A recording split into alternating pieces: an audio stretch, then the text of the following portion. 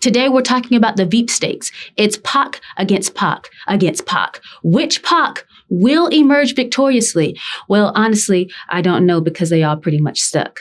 Let's get into it.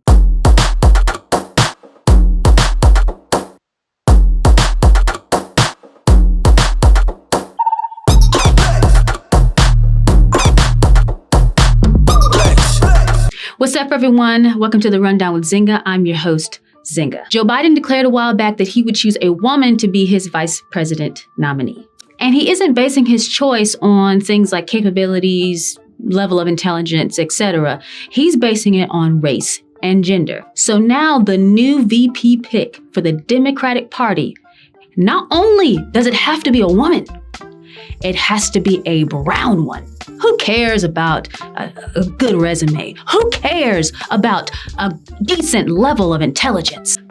No one, apparently. Not only does Joe Biden want a woman, not only does Joe Biden want a brown woman, he also wants that woman that is brown to have a close bond like he did back in the day with Obama.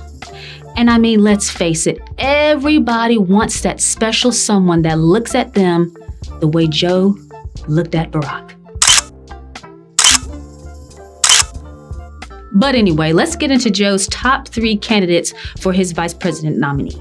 We've got Karen Bass, Kamala Harris, and Susan Rice.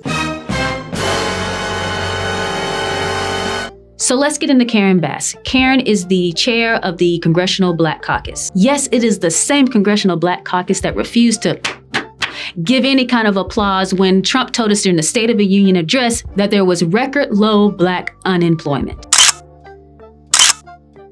Yes, the same Congressional Black Caucus that doesn't have one Republican in its midst. Karen isn't friendly to the police either, so she doesn't exactly love the slogan, defund the police, but she is in favor of taking away some of the police department's funding and giving it to other social programs. But we talked about this in another episode. All defund the police and any variation of it is stupid and will only make our neighborhoods less safe. I mean, if you're in serious trouble, are you really going to pick up the phone and call the Department of Social Workers? No. Karen is also probably the most odd out of all the other POCs in the Veepstakes. As a youth, Karen was a part of this group called the Veepstakes Brigade.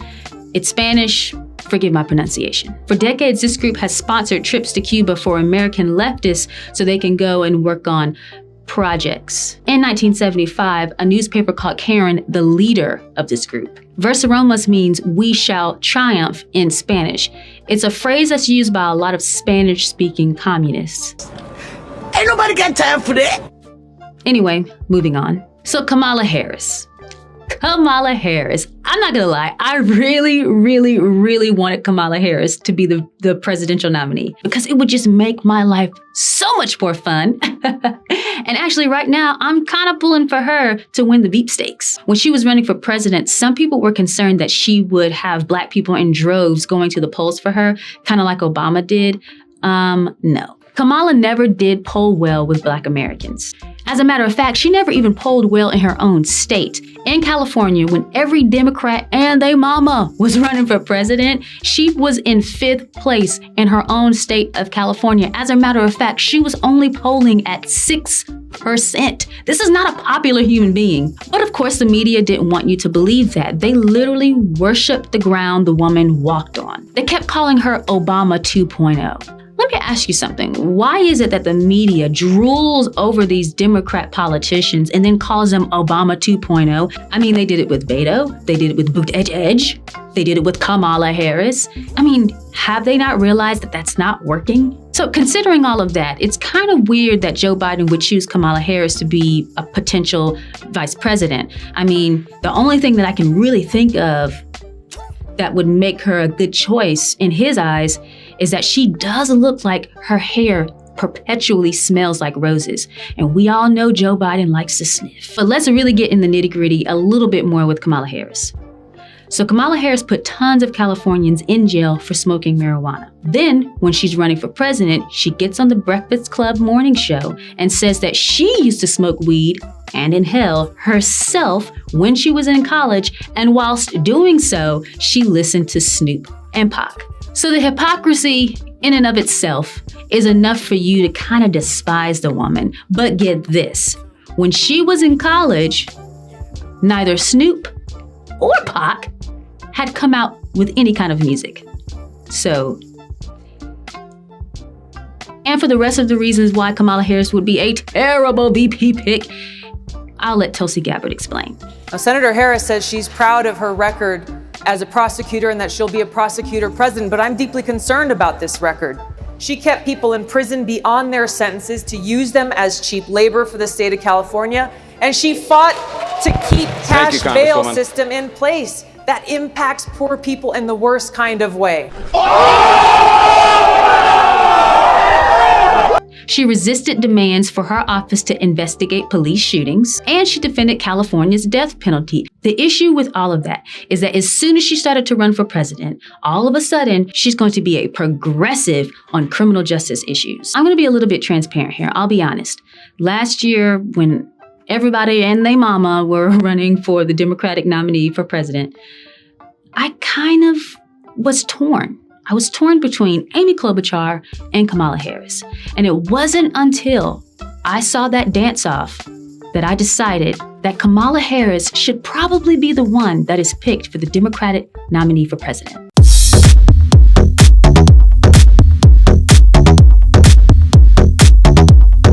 On to the last Pac, Susan Rice. Susan is probably the scariest out of all three of these women because she's so sneaky and so corrupt that it don't make no sense. Ain't nobody got time for that. Susan is one of the individuals part of the deep state. She was the ambassador to the United Nations and Barack Obama's national security advisor.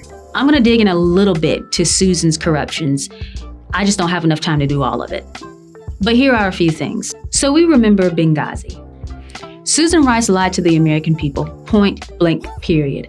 And she lied by saying that the Benghazi attack occurred because of an offensive video. She also upheld the narrative that Trump was a Putin spy, knowing darn well that that is not true. She was also aware that Trump and his team were being spied on and pretended to be surprised when Devin Nunes's report came out. In a closed hearing, Susan, under oath, admitted that she saw no evidence of Russian collusion. But of course, that was not the message that she preached when she was out in the public. This Pac Veepstakes thing is really fun, and digging into these women's lives, you'll either get pissed off or you'll laugh. They aren't trustworthy women. They aren't women who love freedom.